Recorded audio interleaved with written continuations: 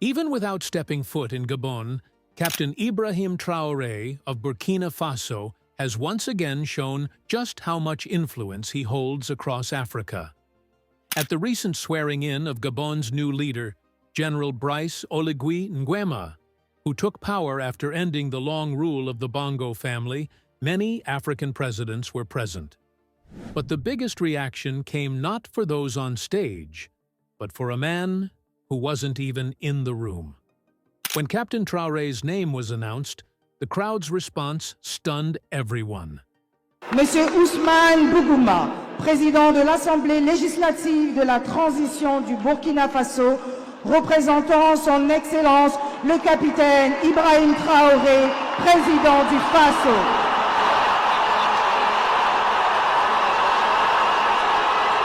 These moments are a clear sign of something bigger. Captain Traoré isn't just popular, he represents a shift. To many, he stands for a new kind of leadership, bold, defiant, and rooted in African pride. The cheers were overwhelming. Before the speaker could even finish his sentence, the audience broke into loud chants of Traoré, Traoré, that lasted for more than a minute. The energy in the room made it clear. Traoré had captured the hearts of many, even in his absence. He had sent his prime minister instead, but the people's excitement showed that his presence was still strongly felt. Other leaders at the event, used to being the center of attention, seemed visibly uneasy. Some exchanged awkward glances, others just stared ahead, hiding their discomfort behind polite smiles. Many people in Gabon had been hoping to see Traoré in person, especially after days of excitement online, where young Gabonese had shared their admiration for him. Some analysts believe Traoré's decision to stay in Burkina Faso was strategic, choosing to focus on issues at home while still keeping a strong presence abroad. Ironically, his absence only made him stand out more. Imagine what the scene might have been like if he had actually shown up. The level of enthusiasm around Traoré is often compared to the energy of a major concert. Across Africa, he has developed a following that many longtime leaders can't match. This isn't a one-time thing either. A similar moment happened not long before, at the inauguration of Ghana's new president, John Mahama, on January the 7th, 2025. That ceremony brought together 17 African presidents, including prominent figures like Ethiopia's Abiy Ahmed and South Africa's Cyril Ramaphosa. Yet, once again, it was Traoré who stole the spotlight. When his name was called, the crowd erupted in cheers, waving flags from both Ghana and Burkina Faso. Videos of the moment quickly went viral online. Wearing his signature military uniform and beret, Traoré raised his fist to the crowd, his serious expression betraying just a hint of pride. The applause for him far outshone that given to any other leader, including the host, President Mahama. In stark contrast, leaders who have been in power for decades received only mild reactions. According to people who were there, some presidents appeared visibly unsettled. Ghanaian journalist Kofi Mensah observed, "You could see it on their faces. They're used to being admired, or at the very least, respected." But Traoré is a different story altogether. Unlike many leaders who speak mostly to the political elite, he connects straight with ordinary people. His presence sparked discussions not just about his message, but even about how he showed up. One key moment that drew attention was his decision to wear a holstered gun during Ghana's inauguration ceremony, something rarely seen from a head of state. Security expert Vladimir Antwi-Danso said it's highly unusual, especially since host countries typically ensure the safety of visiting leaders. But for Traoré, it seemed like a clear statement he's ready to defend his ideals, no matter the risk. A popular Pan-Africanist platform, Africa Rising, summed it up in a post. "He's not here to play their games. IB isn't a politician, he's a fighter." And that's exactly the image he projects, not just in Ghana, but across Africa. Traoré doesn't just attend events, he turns them into moments that challenge the status quo. His strong support reveals a growing divide between longtime leaders and citizens who see traditional politicians as out of touch or tied to outdated systems shaped by foreign powers. The message to the presidents seated in Accra was loud and clear. Their authority is being questioned. And now, Captain Traoré has become the new benchmark for leadership. So why does a 37-year-old soldier from a small West African country inspire such deep loyalty? The answer lies in what he stands for: African pride, independence from foreign control, and real changes in people's lives. Since taking power in a 2022 coup, Traoré has taken steps that echo the legacy of Burkina Faso's revolutionary hero, Thomas Sankara.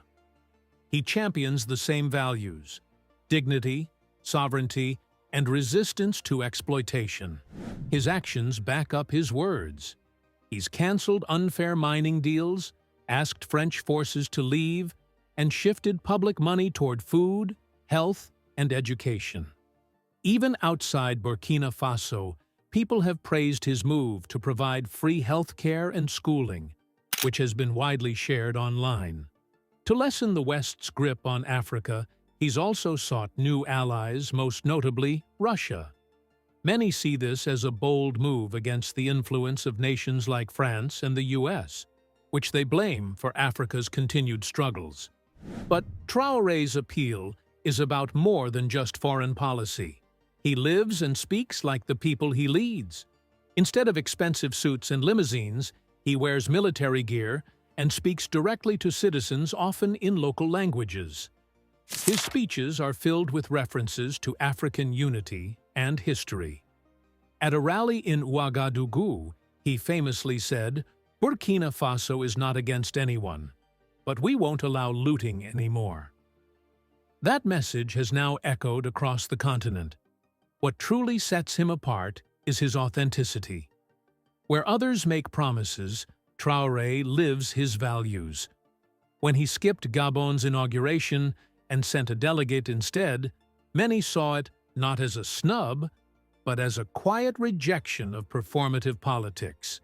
For his supporters, that just proved he's the real deal. A post by Pan-African Vibe on X made it clear: Captain Ibrahim Traoré isn't in the business of supporting coups that don't truly help the people. For Gabon's new military rulers, the message was firm: they must prove they're not just another disguise for the same old politics. Judging by the crowd's reaction in Libreville, many Gabonese share that doubt and see Traoré as the real face of meaningful change in Africa. If Traoré's warm reception at presidential ceremonies was a warning to other African leaders, the huge wave of protests on April 30, 2025, was a wake-up call. Demonstrations broke out across Burkina Faso, Ghana, Liberia, and more, triggered by controversial comments from U.S. AFRICOM Commander General Michael Langley, who accused Traoré of using his country's gold reserves for personal security. Under the rallying cry of "Hands off the AES," Alliance of Sahel States, the protests unified supporters in Burkina Faso, Mali, and Niger. They were more than just a reaction. They were a show of strength in support of Traoré and a loud rejection of foreign interference. Langley's comments, made earlier that month in a U.S. Senate hearing, came shortly after Burkina Faso claimed to have stopped a coup plot linked to the Ivory Coast. Many saw his remarks as an indirect attack on Traoré's leadership. People were furious over accusations that Traoré was misusing gold, especially since his government had taken back control of those resources from foreign companies. In the capital, Ouagadougou, over 10,000 people filled Revolution Square.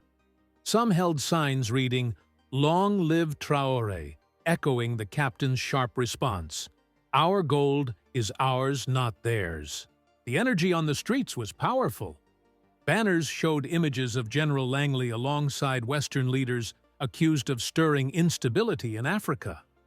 Protesters summed up the mood by saying, "If they want to take out Traoré, they'll have to come through us first." Protests weren't limited to Burkina Faso. Crowds also marched in Accra, Ghana, and in Liberia. A group of activists, among them Sékou Doukoulé, traveled all the way to Burkina Faso to stand with Traoré. He stands for hope for Africa, for black people, and for everyone fighting for freedom, said Sékou Doukoulé. Even outside Africa, people joined in. In France, where Burkinabe communities have faced harassment for supporting Traoré, solidarity marches were held. On social media, hashtags like #StandWithTraoré and #HandsOffAES trended as footage of the protests reached millions. Videos showed a united front artists, scholars, youth, and everyday citizens all standing behind Traoré's vision for Africa. The scale and speed of these protests took many African governments by surprise. No other leader in recent memory has inspired such widespread and international support. Demonstrators didn't hold back, especially when criticizing leaders like Benin's Patrice Talon, suspected of hosting French military bases, and Ivory Coast's Alassane Ouattara, believed to be sheltering those behind the failed coup. These events reveal a growing divide in Africa. On one side is a rising movement for a self-determined independent future, with Traoré at its center. On the other are leaders clinging to old ties with the West. At just 37 years old, Captain Ibrahim Traoré is seen as the voice of a generation fed up with broken promises, corruption, foreign control, and failed post-independence leadership. His 2022 takeover wasn't just about power, it was a response to a national crisis and a demand for a new direction after years of violence and displacement caused by unchecked extremist attacks. Captain Ibrahim Traoré leads with action, not just words. Under his leadership, Burkina Faso has become a symbol of African independence. He's made bold moves removing French troops, cutting ties with the CFA franc, and taking control of key national industries. These decisions have gained him admiration in places like Ghana, where many young people are tired of leaders who serve foreign interests instead of their own citizens, and in Gabon, where there's fear that a new government might still protect the same powerful elites. Some people even call Traoré Africa's Che Guevara because he hasn't backed down, even in the face of sanctions and efforts to remove him from power. His story adds to his appeal. He rose from being an ordinary young man to a captain in the Special Forces, a journey that resonates with millions of African youth who dream of change. Traoré's background in the military, especially his time fighting extremists in the north of Burkina Faso, gives him credibility. He's seen as a leader willing to sacrifice for his people. That connection sets him apart from presidents who fly private jets and stash money abroad. His support doesn't come from wealth or political deals, it comes from the streets. What really sets him apart is how ordinary people respond to him. Their cheers aren't just about excitement, they show a deep hunger for a different kind of leadership. While some leaders rely on rigged elections or foreign backing, Traoré has won hearts by standing up for everyday people. The crowds in Ghana and Gabon made one thing clear. Africans want leaders who fight for them, not against them. The rallies in Burkina Faso, Ghana, and Gabon aren't random, they're signs of a wider shift. Traoré's rise shows how weak the authority of many longtime rulers has become. He stands for something bigger. A future where Africans control their own destiny, with dignity and independence. Even when he didn't attend the event in Gabon, his absence spoke volumes. His ideas traveled further than his physical presence ever could. To the leaders watching in Accra and Libreville, the message was unmistakable. Either adapt to the people's will or be left behind. Those cheering for Traoré aren't just following a person. They're supporting a vision, a free Africa that owns its resources, speaks with its own voice, and chooses its own path. As Traoré once said, "It's our gold. We use it how we want. We sell it to whoever we choose." That mindset is spreading, and it won't be silenced. Even with Burkina Faso still facing armed groups, economic struggles, and outside pressure, Traoré remains a source of hope. From Ouagadougou's marketplaces to the streets of Accra and Libreville, people don't just see him as a head of state. They see him as a symbol of what Africa could become. The wild applause at ceremonies, the massive protests in his support, and the solidarity shown across continents all point to something much bigger than one man. This is about Africa reclaiming its future. And for other African leaders, the challenge is clear. The old way of doing things won't work anymore. People are watching as Traoré sets a new example. The question is, will the rest follow? Or will they keep falling behind while he moves forward? As recent events across West and Central Africa have shown, one thing is clear: Captain Ibrahim Traoré isn't just leading a country. He's become a living symbol of Africa's fight for freedom. His firm belief in self-rule, his resistance to foreign control, and his bold leadership have drawn a line in the sand. The time for empty promises is over. Now, only real action matters. If African leaders are bold enough to follow the path carved by Captain Ibrahim Traoré, they have the power to spark a new era, one where Africa stands tall on the global stage and earns the respect it deserves.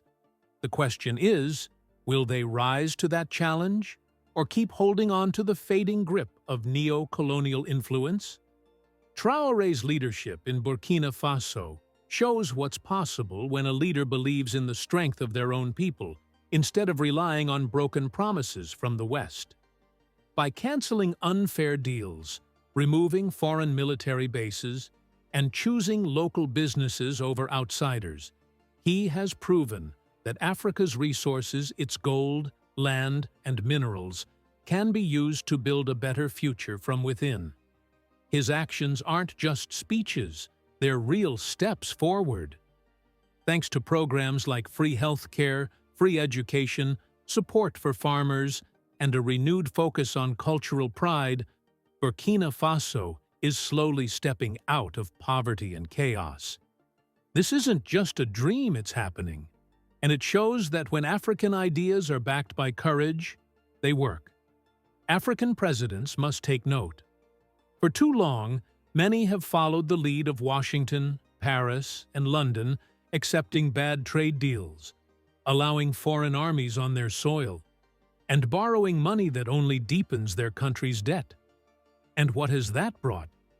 Widening inequality, slow progress, and a future stolen from Africa's people. What Traoré offers is a completely different approach. Leaders need to take control of their economies, reclaim their natural wealth from foreign companies, and build infrastructure that serves their own people. Imagine if Kenya used its tech industry to help rural farmers, or if Nigeria used its oil wealth to boost local factories and businesses. Traoré believes that Africa's own resources, not Western profit, should drive the continent's progress. What sets him apart is his trust in his people. While many leaders seek approval from global summits or Western financial institutions, Traoré looks to young people, workers, farmers, and artists as the real builders of Africa's future. That belief in African potential is the real key. If more leaders across the continent adopted this mindset, the results could be transformative. Picture a continent where schools teach science and technology to compete with the best in the world, where African trade between neighbors is stronger than any ties to Europe, and where clean energy from rivers and sunlight powers cities as advanced as any in the West. This isn't a fantasy. It's possible if African leaders believe in the talent and drive of their people. Ethiopia's Grand Renaissance Dam is one example. Despite pushback from abroad, it stands as proof of what determination and self-reliance can achieve.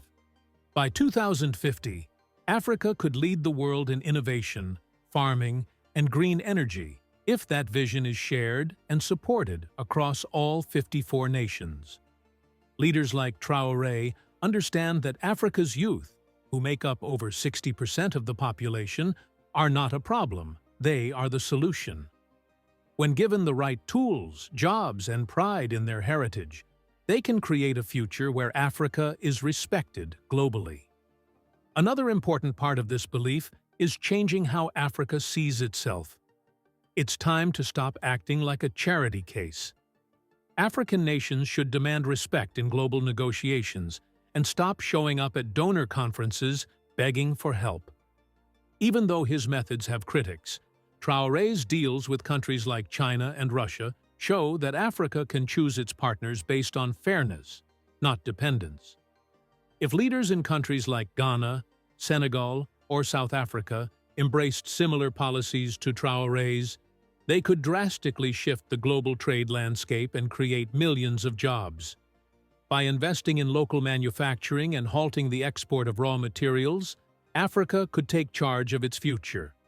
Instead of exporting unprocessed goods like cocoa, oil, or technology, Africa could handle the entire production process, setting the global trade agenda rather than following it. Traoré's rise marks a pivotal moment, showing that Africa no longer has to remain divided or dependent on the West. His bold resistance has already shaken Western powers, exposing their neo-colonial practices and surviving multiple coup attempts. Imagine the change that could happen if all of Africa's leaders took a stand, united. Such a shift would force the West to rethink its approach and view Africa as a partner, not a subordinate.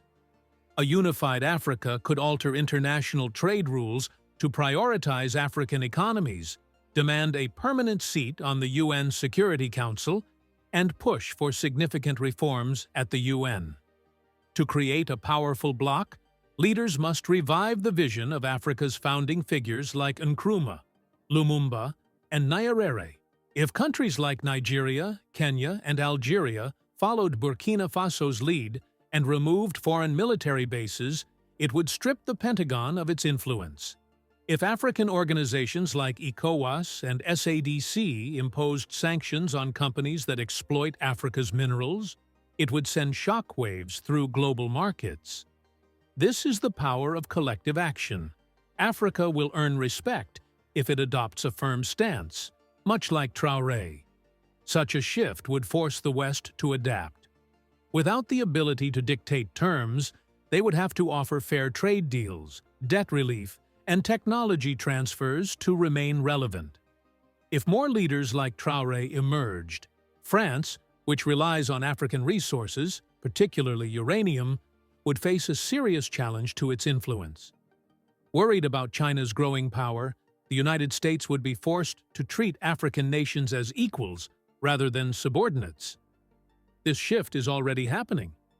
Traoré's growing ties with Beijing and Moscow have forced Washington to rethink its AFRICOM strategy.